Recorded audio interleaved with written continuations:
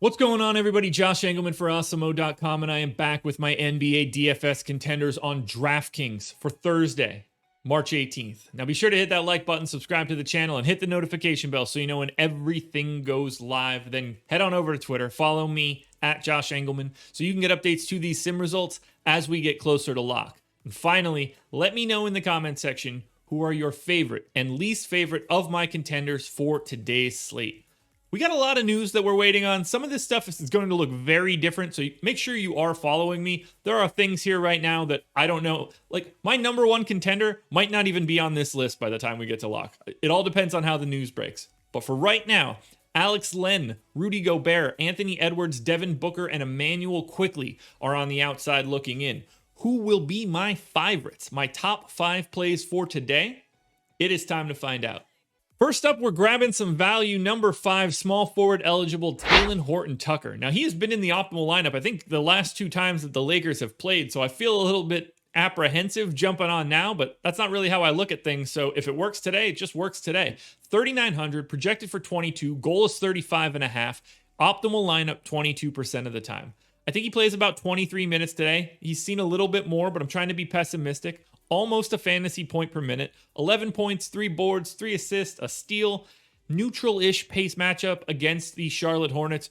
Really, there's just not a ton of value out there. And if THT is playing 23 minutes or more, especially at a small forward spot, at a sub 4K price tag on a 6-gamer, I kind of have to look at him as a value option. We're paying up a little bit more, though, for number 4, shooting guard eligible Bradley Beal, 9,100, projected for 47. The goal is 54. He's in the optimal lineup 22% of the time. You know what you're getting out of Bradley Beal. This is no surprise. 1.31? Yeah, 1.31 fantasy points per minute here. 36 minutes, 34% usage, 30 real points, 5 assists, 5 boards. I love all of it. It's a slight pace down spot against Utah, but Utah will be without Mike Conley, so they are down a legitimate rotation piece. I think that probably helps at least a little bit for Beal. But really, what we're looking at here is that Bradley Beal is 9,100, and he has the opportunity to blow that price tag out of the water because his ceiling is just higher than a $9,100 guy. I think that he should be a couple $100 more expensive. Both he and Russ are the only guys that really do anything for the Wizards from a fantasy perspective. Shout out to Alex Len being number 10, by the way. But at 9,100 on a 6-gamer, unquestionably, I need to get to more Bradley Beal. Taking a big step up in tiers here, number 3, point guard, shooting guard eligible Donovan Mitchell. He's 8,700, projected for 48. The goal's 52.5, and he's in the optimal lineup 30% of the time. As I mentioned before, no Mike Conley, which means Donovan Mitchell sees a big-time bump in his assist rate. Could see additional shots as well. 35 minutes, 1.37 fantasy points per minute. Why is he taking such a big bump, you ask? Oh, I'll tell you. This is a massive pace-up spot for Donovan Mitchell. They gain 5 possessions over their average. It's basically like saying Donovan Mitchell is going to play 35 minutes, but he gets credit for playing 38. They gained a ton of additional run, so many extra possessions, so many extra fantasy points to go around. 32% usage, almost 28 points, almost 8 assists, 4.5 boards. But this pace, this defensive matchup, it doesn't get any better.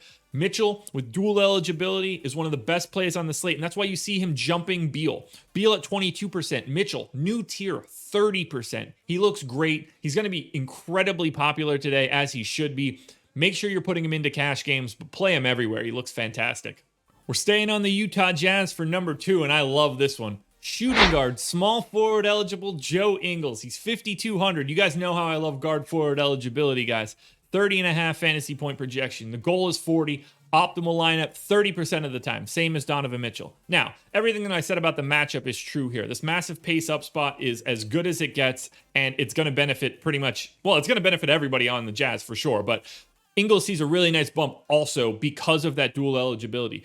32 minutes, 0.96 fantasy points per minute, 17% usage, 14 points, 6 assists, 4 boards, does a little bit of everything. He's leading the league in true shooting, if I'm to believe one random tweet that I saw today, but Ingles is just hyper efficient. If he can get a couple extra shot attempts since Conley is out, even better.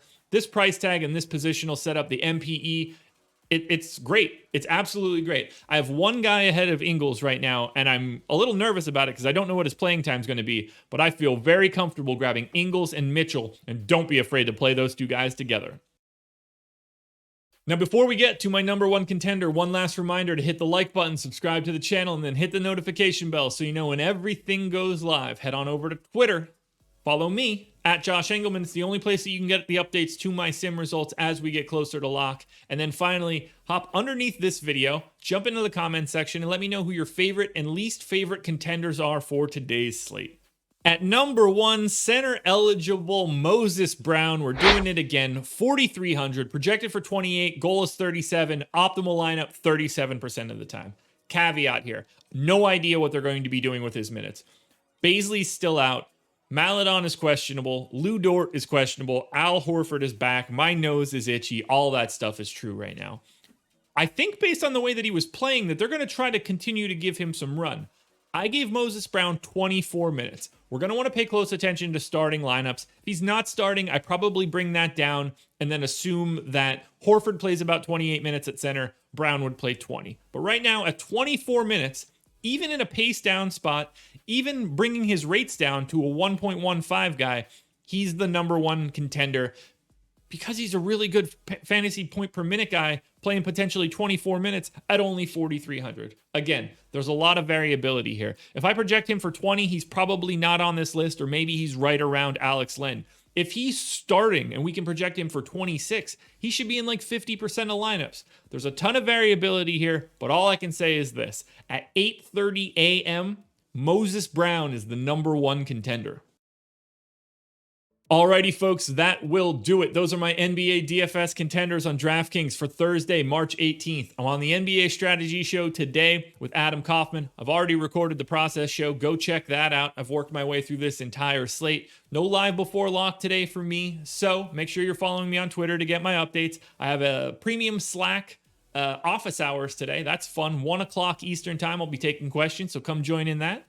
And then we'll be back again tomorrow, closing out the week with another edition of the Contenders. Good luck tonight, everybody.